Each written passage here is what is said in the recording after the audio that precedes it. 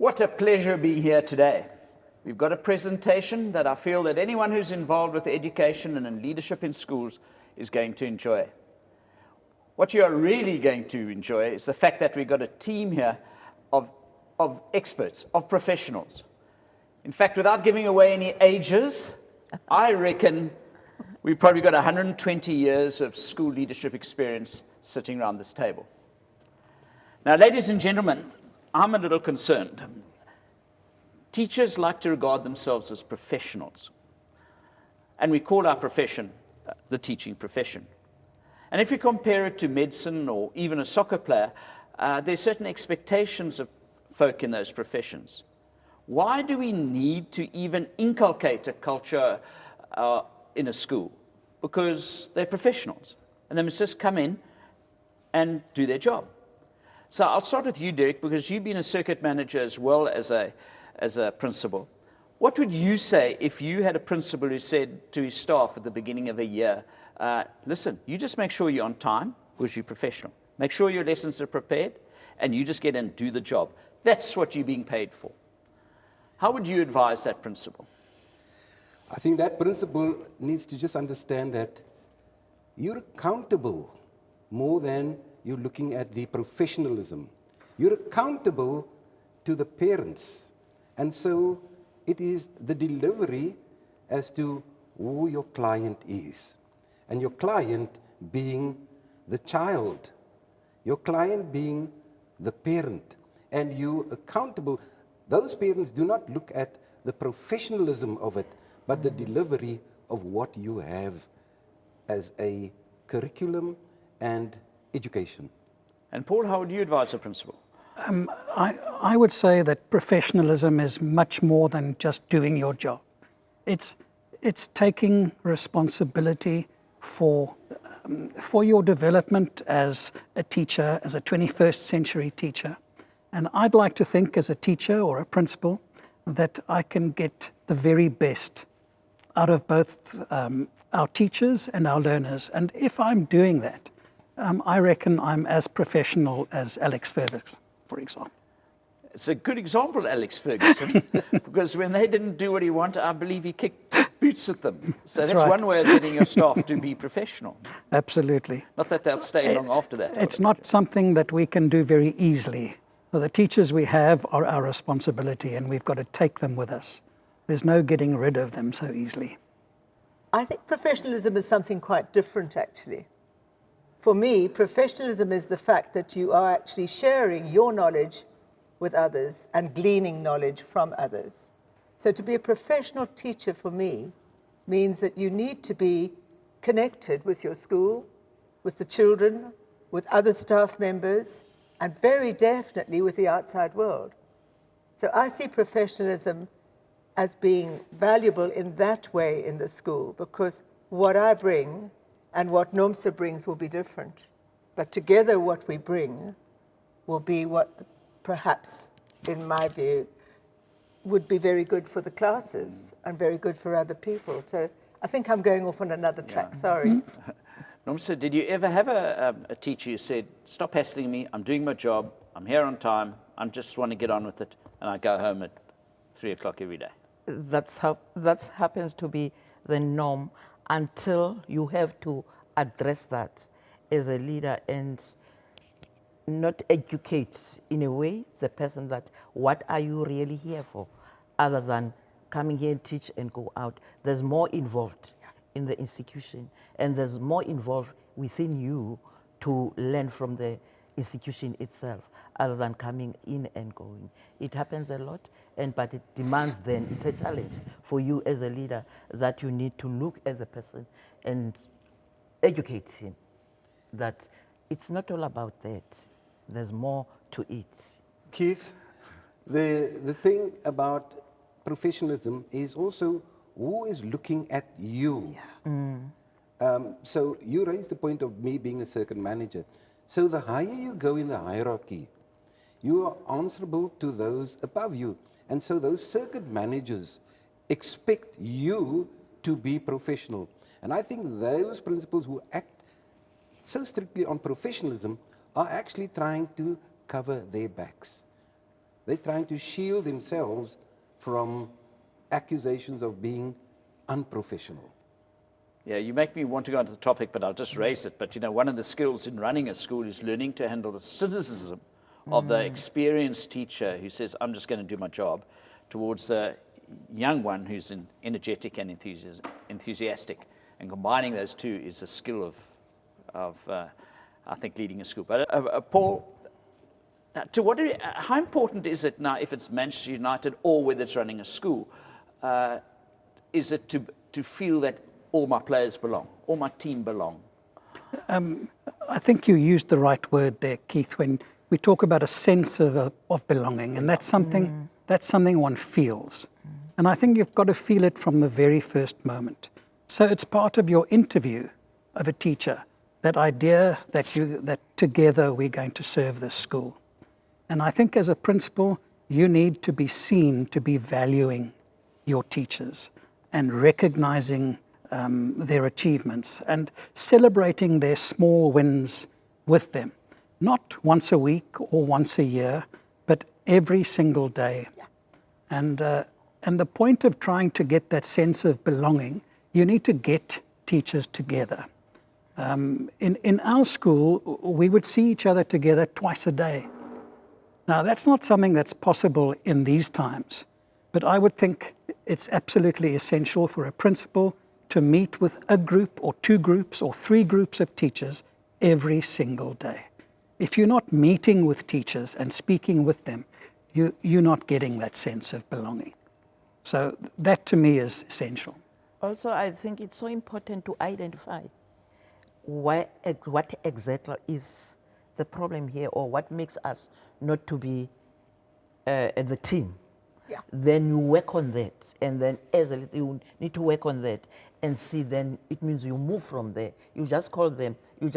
Don't just call them, but you call them having identified and looked at it. Then, if this is happening, what is it that we can do as the school? Then we start sitting down and addressing it. And if I was not within my observation or within the situation, no one sees what I'm seeing, then what do you think? So that they contribute within the situation. What do you think it makes us not to be belonging to the school? What do you think, and where do you think we can fix the situation so that they become involved? I agree with you, Nomsa, as I always do. Right. But I do think that what is interesting is when you bring together teachers from coming into reception, the littlies, to the matric level, and you bring them together and get them to discuss amongst themselves, what is it that they're doing here? Because they're all growing the child, and the child is growing and becoming the person that they become through the people that they know. It's a very Ubuntu matter of getting together and being together and sharing who you are with the person next door and gleaning from the person in the next door classroom. So I used to say, it's really important for me to learn from everybody, which allowed me into everybody's classrooms. I would say, I can't possibly talk to a parent about a little one that I don't know. So I started teaching everywhere I possibly could in funny ways and things like that. But it got me the right to go into the classrooms. And so if something was wrong, I had been there and I could say, perhaps I would have done it that way. Perhaps this is another way to try. Perhaps you might find this a little easier. I realize how difficult this is, but getting into the classrooms was a greatly important matter. And in these abnormal times of pandemics, of not being allowed in, crime, social ills, how do you get people to feel they belong? How do you get people to? Feel they belong. Because it's happening to all of us, Keith. It's not happening to just one person. And you're not unique if you feel that way. You're not unique if something like that happens. So you need to talk about it. And for everyone, it's a trial and error issue that you don't know what is right and you don't know. So we are all learning. It's a new thing to everyone. So if we support, what is important that we support one another. Can I touch on that point of Nomsa? Over-celebrating the good that perhaps experienced teachers have will distance those who are learning. So if you over-celebrate certain issues of the wins that one person has, you're dislodging the rest of them from being part of that particular successes. Yeah, I liked what you said, Norm, sir, about, you didn't say the word, but the word is emphasizing your vulnerability. You're actually saying we don't know where we're going here, now let's all work at this together. And when you say that, I think your football side will do a little bit better. You know, we're all learning here. We don't all know the answers. But imagine being vulnerable as a principal. Now you have to lead, but you're not feeling up to it, and you're scared. I'm talking about lockdown initially last year. It took a tremendous amount of effort to go out there and take the lead. And I take my hat off to those principals who went out of their way to start a feeding scheme from the first day of lockdown. That took real leadership. From just sitting in your lounge like everybody else, having to be indoors, and now deciding, look, I'm a community leader. I've got to take the lead. And I thought that was absolutely fantastic. And the vulnerability of you might not have everyone on your side, and you're going to have to win people over. That's courage. No, I think so. You know, those first few weeks, principals got hold of their teachers through WhatsApp. Some teachers were so scared, they just took themselves off the group. You know, so you had to find ways around that and find the teachers who knew those teachers well to bring them back, slowly get everybody back on track. So it was a very, very difficult time. And there was also some resistance coming from outside, which affect the people inside, because they will be reluctant to say, no, the union have said this. And then why do you say that? And all that. So within that period, it means your leadership needs to be above all that. So a sense of belonging you can increase by getting folk on your side. That's essentially what you're telling me, and opening yourself up and say, I'm struggling here, come and help me. If you can tell this, can work on that one and say, I'm struggling because I don't really understand it, won't you help me? You will win, because everybody will help you a little bit. And then they will know that they can continue to, if they can help you, they can Because help they've been somebody part else. of the decision. It just grows, that helping grows, that understanding grows in your community. It's astounding how you're talking now, because we've all been in the game a long time. And I think when we first started teaching, running a school was about power. This is the way things will happen. This is not now. And so instead of using the power of the fist, you're now using your hand to say, come and join me. You're opening up the fist to the hand. So that's a very interesting point you've raised. I think running a school these days is about presence, about being present everywhere. So if a teacher is going the extra mile, whether it's in a classroom or outside a classroom, you get that teacher to feel that sense of belonging if you as the principal are there supporting exactly what is happening. So that presence is something that doesn't come naturally to principals. You know, you talk about power, and power is often in an office. And a principal's got to be far beyond the office most of the school day.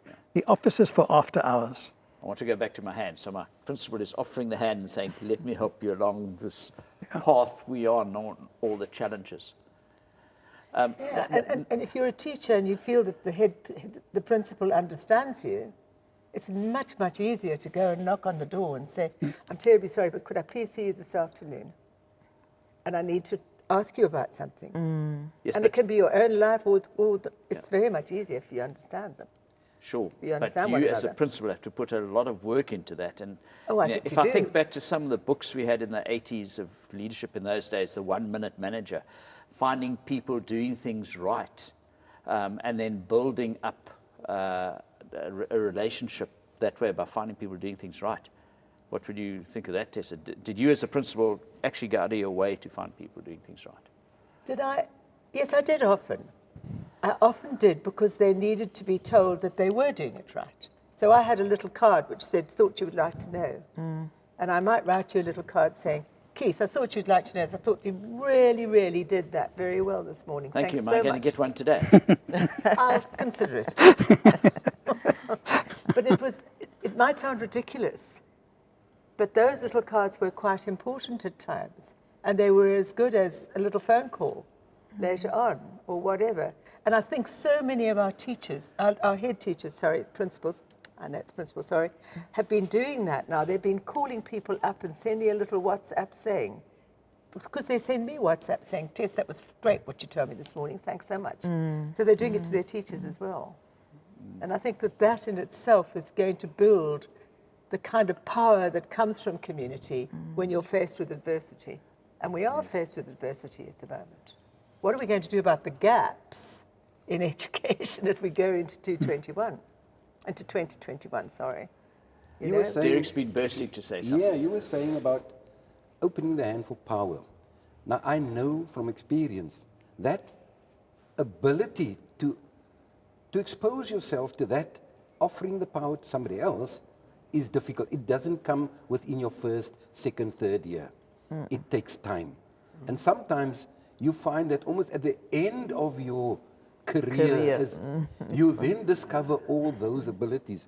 So it's important now for principals to know that you start off by developing your HODs, you develop your deputies through in-service training, through offering opportunities for them to be exposed to that particular challenges. And once they develop that, then you begin to see who are the persons to be promoted. But it doesn't have to be that he is in an official position before he is offered those particular opportunities to show his abilities or capacity.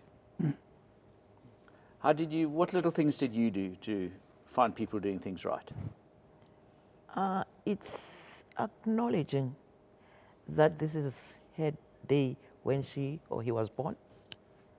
And you go to an extent of going to an intercom and let the whole school take a moment to sing a happy birthday to that person. Yeah. That itself is a little thing, but it also makes that I belong here.